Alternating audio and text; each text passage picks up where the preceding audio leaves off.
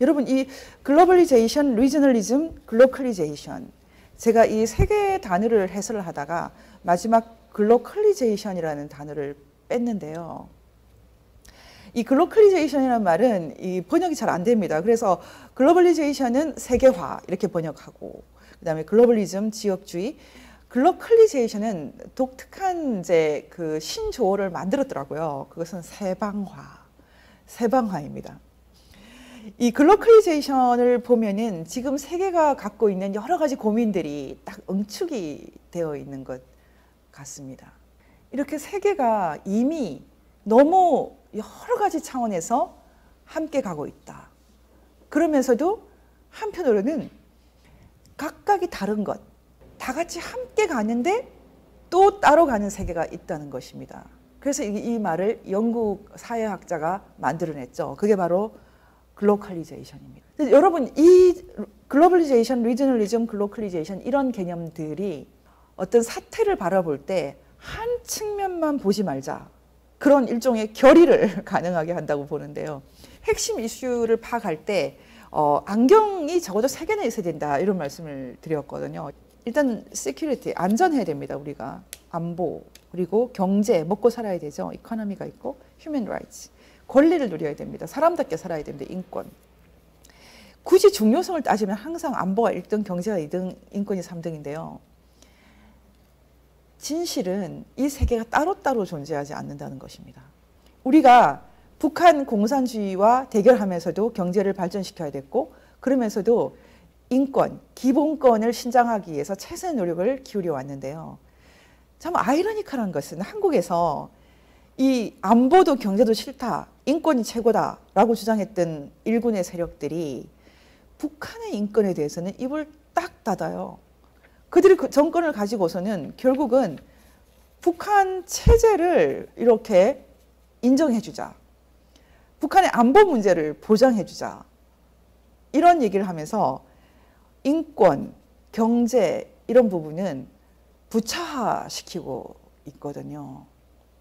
근데 여러분 생각하실 때 이렇게 북한의 체제를 보장해주자. 김일성 3대의 권력을 안전하게 만들어주자. 미국이 철수해주자.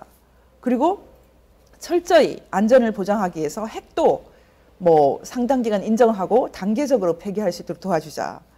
이런 좌익들의 의견이 여러분 현실로 관철이 될 것으로 보십니까? 제가 딱 정리를 해드리면 그것은 불가능합니다. 대한민국에 대해서는 아주 근본적인 원리적인 인권을 주장하고 안보도 안 중요하다, 뭐 경제 발전 대수냐 이렇게 하지만 북한에 대해서는 철저히 인권에 대해서는 눈 감고 북한의 그 악마적인 체제에 대해서는 유지하자라고 주장하는 사람들, 결국 그 북한의 악마적인 체제의 운명과 함께 끝납니다.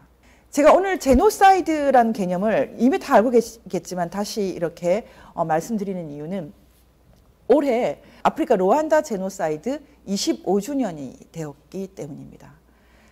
간단하게 그 아프리카 루안다 제노사이드에 대해서 말씀드리면 1994년에 있었던 그 대학살 사건이죠. 루안다 대통령이 비행기 사고로 죽으면서 촉발되었던 그 대학살극인데 그때 과연 몇 명이나 죽었나라고 할 때 대충 뭐 80만에서 120만, 130만까지도 얘기를 하고 이 루안다의 그 제노사이드 문제가 중요한 것은 기본적으로 인류 역사에서 제대로 제노사이드로 처벌을 한 첫 사례이기 때문입니다. 25년이 되었습니다.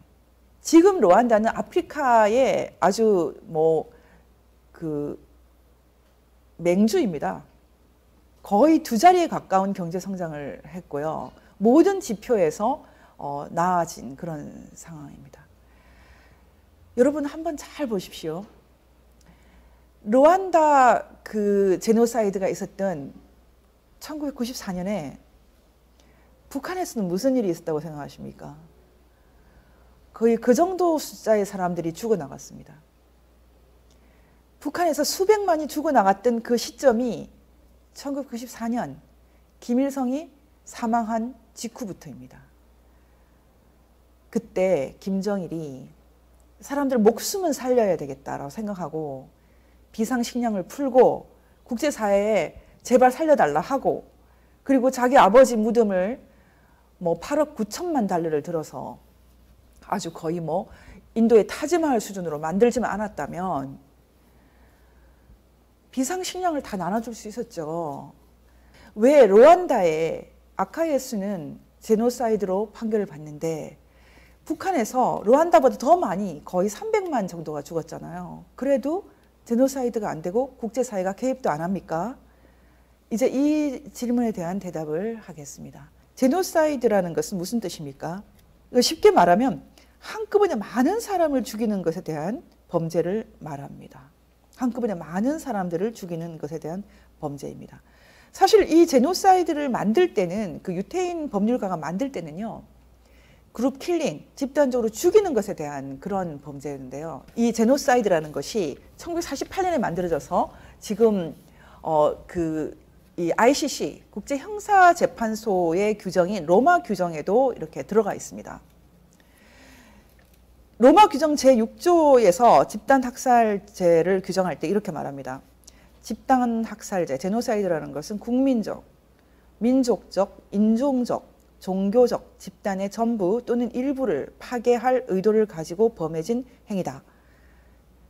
집단 구성원의 살해, 그룹 킬링, 그리고 중대한 신체적, 정신적 위해, 그리고 전부 또는 부분적인 육체적 파괴를 초래할 목적으로 계산된 생활 조건을 집단에게 고의적으로 부과한다거나 집단 내에 출생을 방지하기 위하여 의도된 조치의 부과, 집단의 아동을 타 집단으로 강제 이주, 이런 것을 제노사이드로 규정을 하고 있습니다. 지난 25년 동안 루안다에서는 모든 지표에서 엄청난 성장이 있습니다. 북한은 어떻게 됐습니까? 핵을 개발했고 마약, 전 인민이 이 마약의 희생양이 지금 되고 있고요. 여전히 굶주리고 있습니다. 휴대폰을 쓰고 있다, 뭐 시장이 생겼다, 이런 것은 아직도 부분적입니다. 대다수의 북한 사람들, 정말 1000만 이상의 북한 사람들은 여전히 절대 빈곤 이하에서 헤매고 있습니다.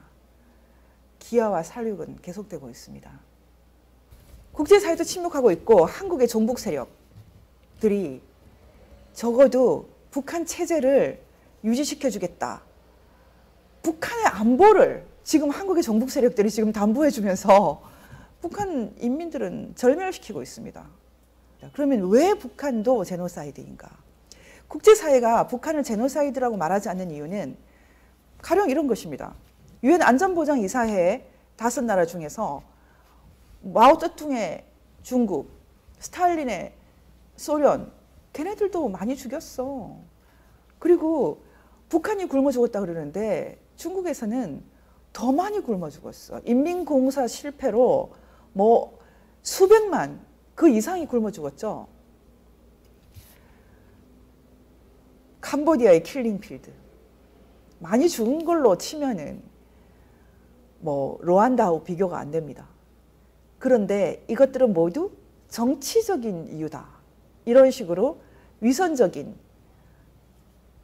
국제사회의 입장이 관철되고 있습니다. 근데 제가 오늘 이 자리에서 말씀드리고 싶은 것은 심지어 북한의 제노사이드는 이런 정치적인 살인도 아닙니다. 김일성, 김정일, 김정은이 아무리 악하다고 해서 사람들을 굶어 죽게 하고 그런 것이 어떻게 정치적인 이유겠습니까? 저는 종교적인 이유라고 생각합니다. 북한이 갖고 있는 유일 사상은 이미 종교입니다. 그리고 더 중요한 것은 우리 민족이라는 것이 그런 합리적인 민족 개념이 아닙니다. 어떤 면에서는 종족이나 인종보다 더 저급한 것입니다. 다시 말하면 지금 북한의 인권 문제는 불가피한 것이 아니라 피할 수 있는 것입니다. 김일성 유일사상 10대 원칙을 지키기 위해서, 김일성 종교를 지키기 위해서, 그리고 우리 민족끼리라는 그 사이비 민족주의를 지키기 위해서 중국도 중요하지 않답니다. 러시아도 중요하지 않고 소련도 중요하지 않습니다. 이것이 종족보다 더 저급입니다. 그런데 이것이 우리 민족끼리고 이것이 민족주의입니까? 오늘의 결론은 이것입니다. 북한 대량 아사와 북한의 집단 합살, 그리고 김일성 유일사상 10대 원칙을 어겼다고 해서 정치범 수용소에 들어가 있는 수십만의 사람들 모두 제노사이드의 희생양입니다.